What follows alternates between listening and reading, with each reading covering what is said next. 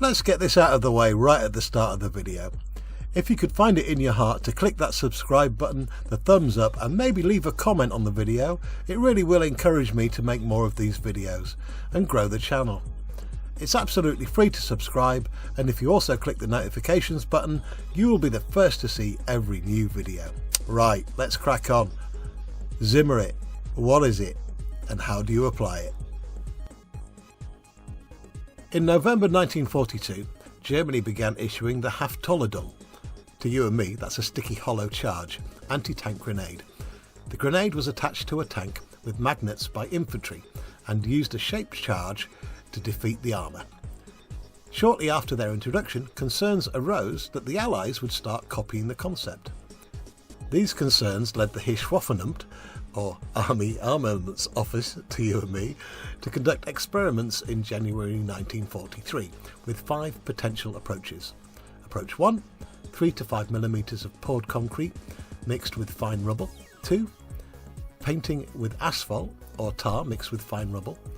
3, applying a thick layer of oily substance, asphalt, tar, lubricants, etc. 4, painting the vehicles in a very thick 2 to 3 millimeters layer of paint. And 5, during winter conditions, pouring water over the vehicle to form a thick layer of ice. Only suggestion 1 was considered to be useful. It was found that suggestions 2 and 3 were not suited for hot climates, and the suggestion 4 was of uncertain value. In addition, feedback from representatives of the armoured forces rejected the oil-based suggestions due to the fire risks. Instead of these approaches, the company Zimmer AG developed a material that was first tested in the development centre at Kummersdorf on the 5th and 8th of June 1943. On 30th of June, it was decided to begin troop trials. The material developed by Zimmer AG was henceforth known as Zimmerit, and it consisted of 40% barium sulfate, made from barium treated with sulfuric acid and is water soluble. 25% polyvinyl acetate, that's white carpenter's glue to you and me. 15% ochre pigment, that's an earth tone colour. 10% zinc sulfide, and 10% sawdust. Application of Zimmerit started in the fall of 1943. Different factories began applying Zimmerit at different times, with Tiger application beginning in August and Panzerkampfwagen 4s and Panther application beginning in September. In an order dated 29th of December 1943, Zimmerit was also applied to the following vehicles: Panzerkampfwagen 3, Panzerkampfwagen 4, Panzerkampfwagen Panther, Panzerkampfwagen Tiger aus E, Sturmgeschütz 3, Jagdpanzer 38 and the Nashorn. Zimmerit was usually applied at the factories. An even layer was applied to the armour plates, which was left to dry for 4 hours. After drying, it was hardened with a blowtorch and shaped into final pattern using spatulas or stamps. The Zimmerit was then left to dry for 6 days. Zimmerit was also applied to all vertical and sloped surfaces, except where it would impede normal operation, such as hinges, automotive parts and tracks, or where magnetic mines would not seriously damage the vehicle, such as lamps, tools and side skirts. It was, however, applied on surfaces behind side skirts. It was also sometimes applied to turrets, even though magnetic mines could not easily be attached to them by infantry. There were also a few examples of Zimmerit which has been applied to side skirts. Zimmerit was generally not applied to vehicles other than tanks and tank destroyers. Soft-skin vehicles, self-propelled artillery, etc. did not receive Zimmerit. On the 9th of September 1944, it was ordered that Zimmerit application should cease immediately. This order was given due to rumours that shells could set the Zimmerit on fire, destroying the tank. On the 11th of November, a test was conducted using armour-piercing, shaped charge, high explosive and incendiary ammunition against a Zimmerit-covered T-34 that had been left to dry for 5 days and heated to an internal temperature of 35 degrees Celsius. None of the ammunition was able to set the Zimmerit on fire, including the burning phosphorus of the incendiary ammunition that came into direct contact with the Zimmerit. Despite the test results, Zimmerit application was never restarted, likely because the Allies had not made their own versions of the magnetic mines that Zimmerit was intended to defeat. Right, the bit you've all been waiting for. Let's get messy and apply some Zimmerit to the Tamiya 1:16 scale King Tiger Krupp early version turret tank.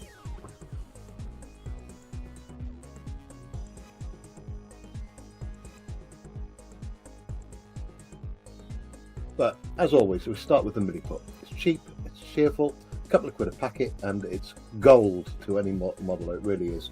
You can make just about anything out of it, including the poo, which we made out of some leftover from doing some Zimmeriting a few months ago.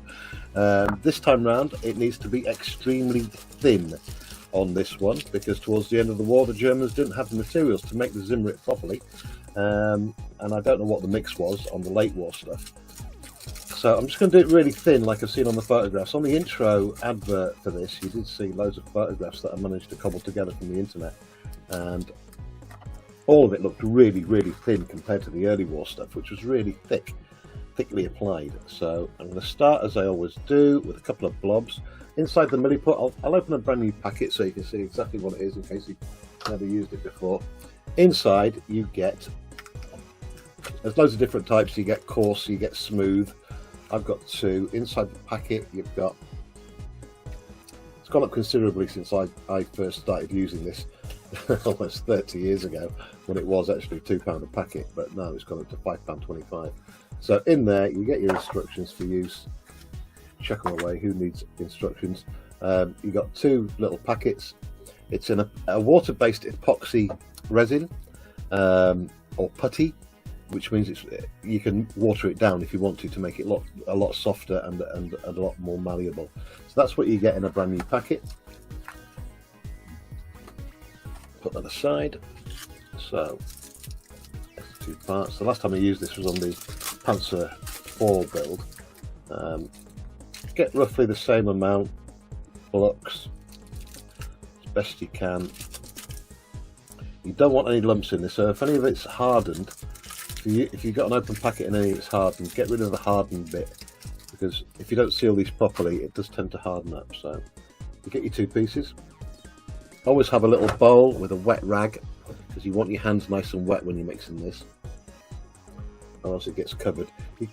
Some people do use nitrile gloves to do this, but I much prefer the tactileness of this as I'm going along. So you mix it in for a couple of minutes. The turret we sprayed up in yesterday's episode, live stream. It's come out lovely. This, really impressed with the Vallejo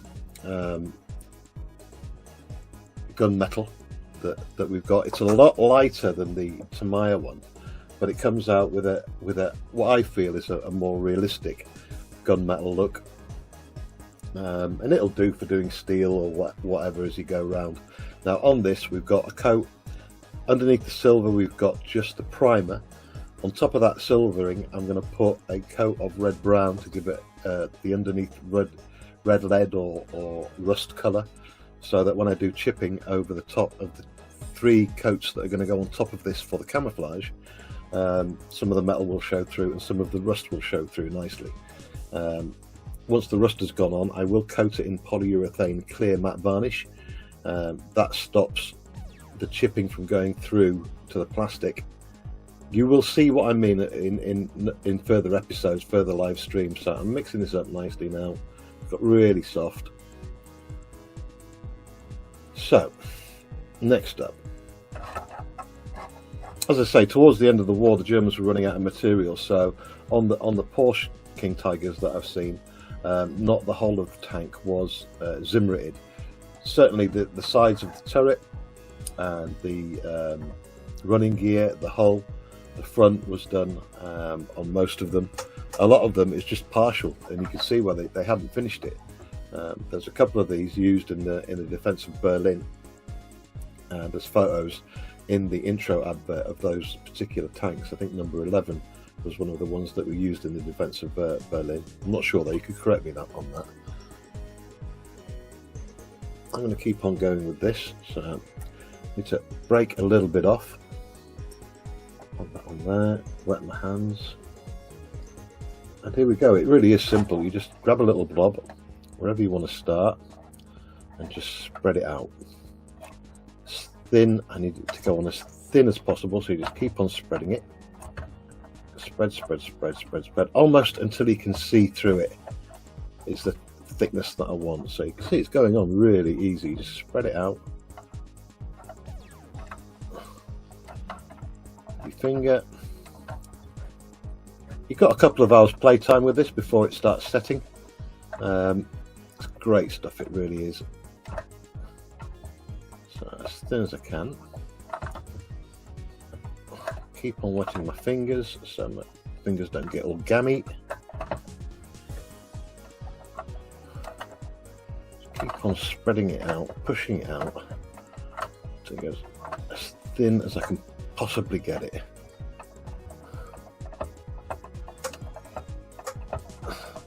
When I get time, I'm going to do some more experiments with this to see if I can water this down to such a stage that I can put it on like plaster. I did try it, but it just went too watery and I couldn't get the consistency correct. Here we go. Right, should be about done with spreading this little blob out in a second. As thin as I can possibly get it.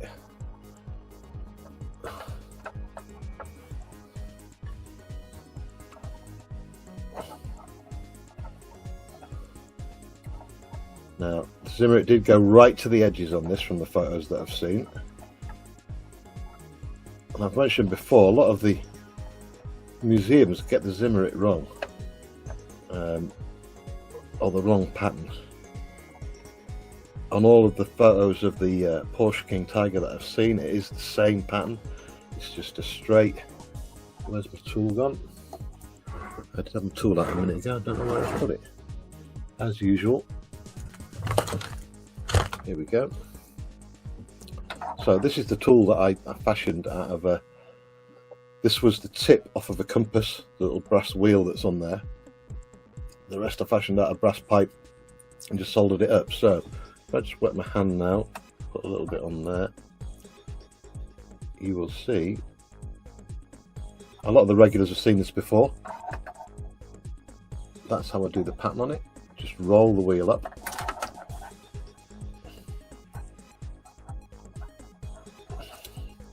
I'm going to get rid of that for now because I don't really need it. Break another bit off. Do this in sections so that I'm not running out of drying time. Hopefully I will get at least one side of this done.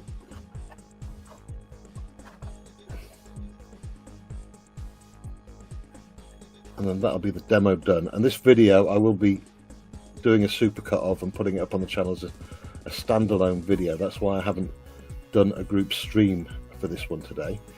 Usually I open up my stream to guests and panelists. I might still do that at the end of this one, but I just wanted to get this done without having to concentrate on chat and stuff like that. So there we go. To any of the members that are watching right now, hello, welcome and thank you. I've put that up in a banner across today's stream because I really do appreciate the supporters of the channel. Keeps me going, that's for sure. Right, okay. I think I'm about there on that section. More water. I'm going to get a little brush so that I can just dibby dab some water on that. So I've got my mucky brush water pot. Just want to put a bit more on so it makes it a bit softer, so I can really cover up those things. So as you can see, it's almost see-through in parts, and that's what I want. That's exactly what I want.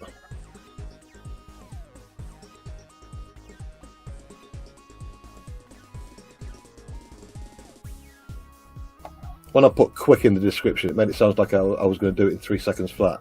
It's never 3 seconds flat. To do one side is going to take me about an hour, easily.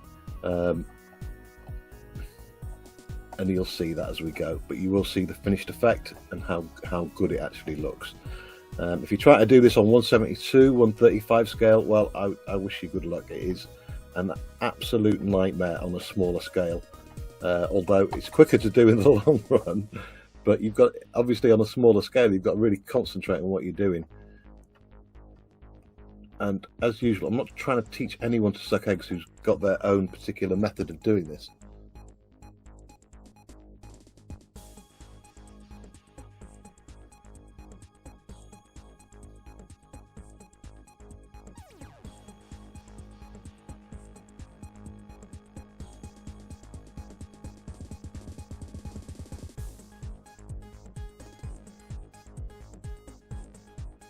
Now I can start, just dip this in the water.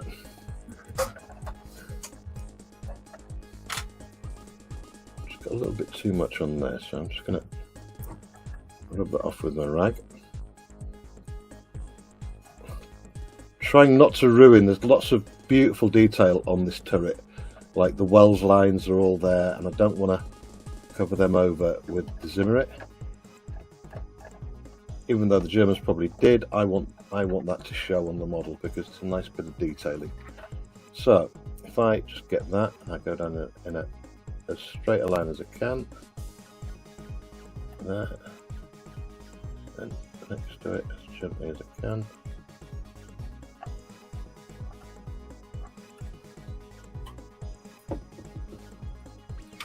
To wet it.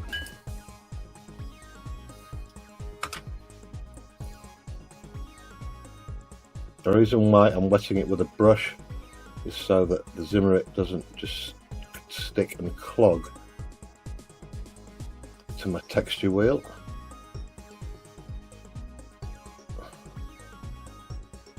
Get the camera a bit closer.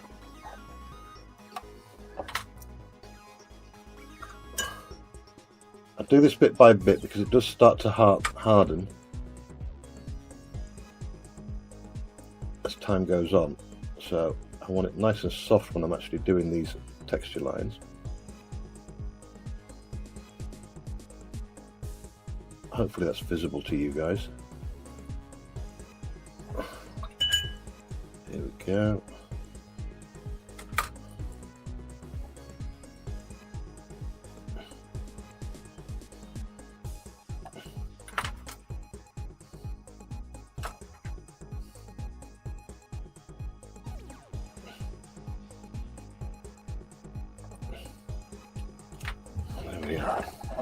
So that's the first lot of texture on. You might notice that it's thinner in places than it is in others. Well, it wasn't even on the actual tank, so it's actually a good effect. So I'm leaving it as it is.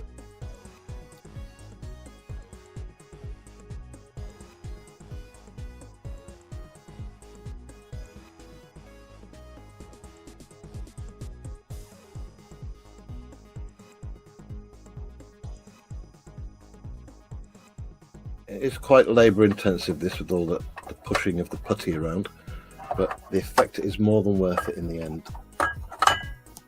Need to get the angle correct. I don't want to be breaking any of the detail off the tank as I'm doing this.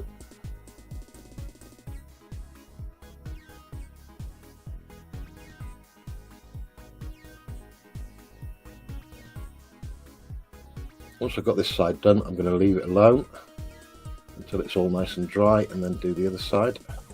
Because one of the mistakes I made with the Panzer IV is I did the whole of it, and when you're rushing to get something done on the screen for the stream, you often make mistakes, and that's exactly what I did.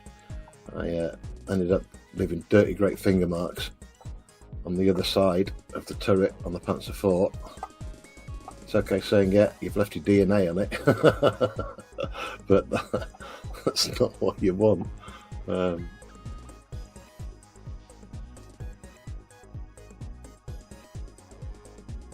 really is a matter of keeping on wetting your hands and spreading it out. That's why I always have the wet rag handy. There are loads of tutorials on YouTube on how to do Zimmerit. Mine is not the only way, but it's the way I've always done it, so whatever makes you happy, really. I've mentioned it a million times, Milliput is such a great modeller's tool. I reckon you can make just about anything out of it. In fact, I reckon you can make a whole tank if you wanted to.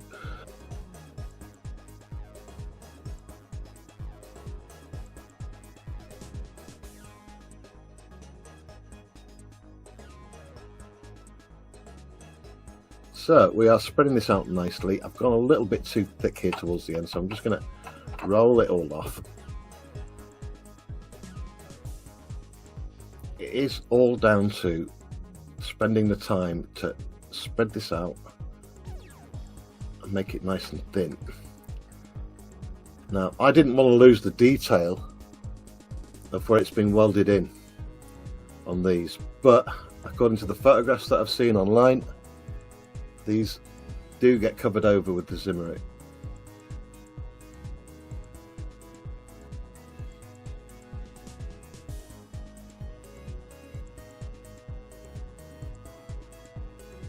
As you can see, I haven't put any more on and it's all spreading nicely. So I've got to get to the end of here. I really don't want to put any more on this end bit because it's going to go too thick if I do.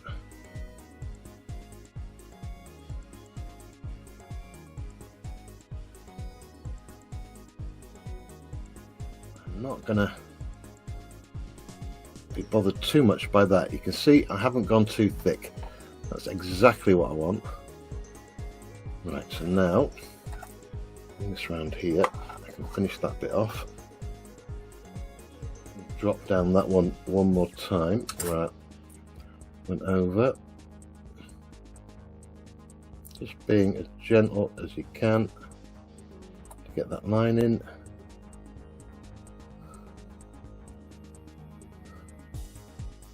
Any mistakes that you make with this really doesn't matter, because in the field, when they applied this, or at the factory, they weren't that precise towards the end of the war. It's just a matter of slapping on whatever they could get their hands on.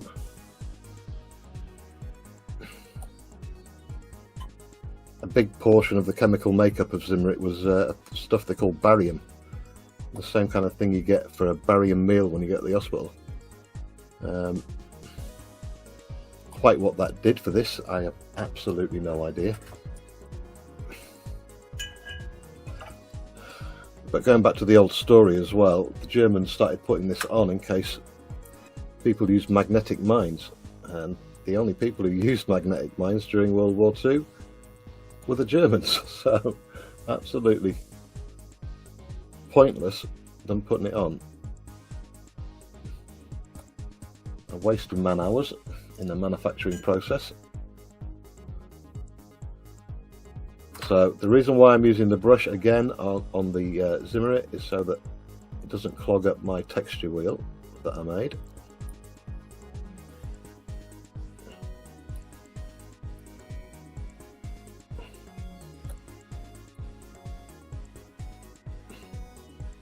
I'll go into more detail about the texture wheel in a moment. Anyone can make one. Because when you're a modeller, I still maintain there is nothing you can't make. Right, that is absolutely cock on for this model.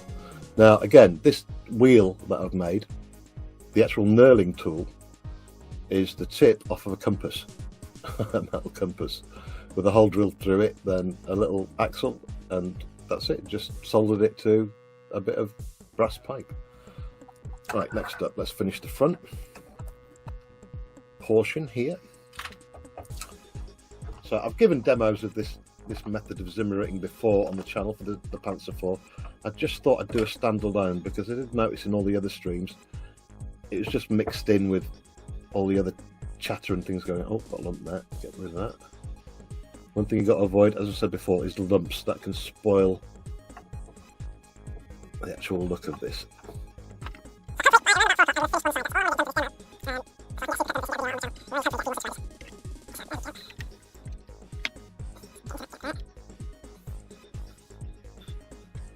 massive difference between the Zimmeriting on these, what they call the Porsche turret King Tigers, to the Henschel ones. Of course, I'm giving it entirely the wrong name. It was never called a Porsche turret by the Germans. It's just us lot, because we're lazy, we can't give them the proper designations, that we call it a Porsche. Confusion arises is that the Porsche, the actual Porsche version of the King Tiger, had completely different running gear. Both the turrets were designed by Krupp. Now, the running gear for what they call the Porsche King Tiger that Porsche designed was then used on the Ferdinand, or Elephant if you want to call it that, and a couple of other tanks as well. But the eventual production version of the King Tiger used what they call the Henschel turret, which had a front glacis plate that was flat and negated any shells on this one, on what they call the Porsche turret or the early turret.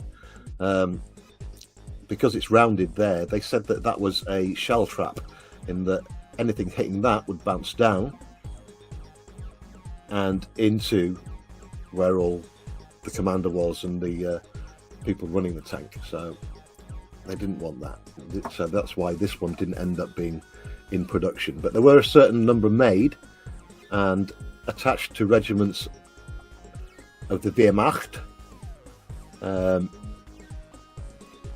and mostly used in the defence of Berlin when it came to it, from what I'm led to believe. But I stand ready to be corrected on that by any proper historians that are in the chat. I found very few photos of these intact from World War II. Most of them were blown to bits.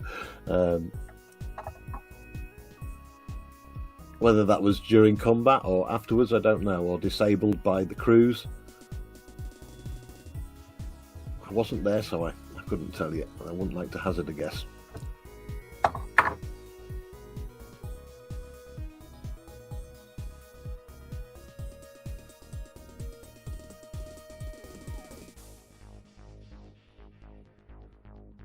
Right, I think I'm happy with that. I've put a little bit too much on there, but it's not enough to make me think it's going to spoil the good looks of this tank, because it is a bloody good looking tank.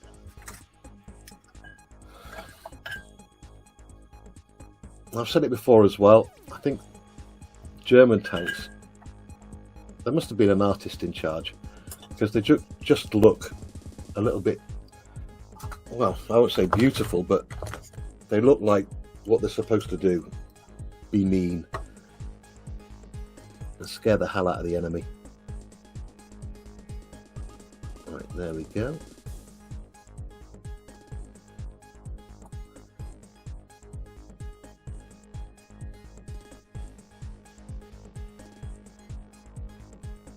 Once I've done this, I'll leave it to dry, and then I can do some finishing, removing any blobs, anything that doesn't look quite right.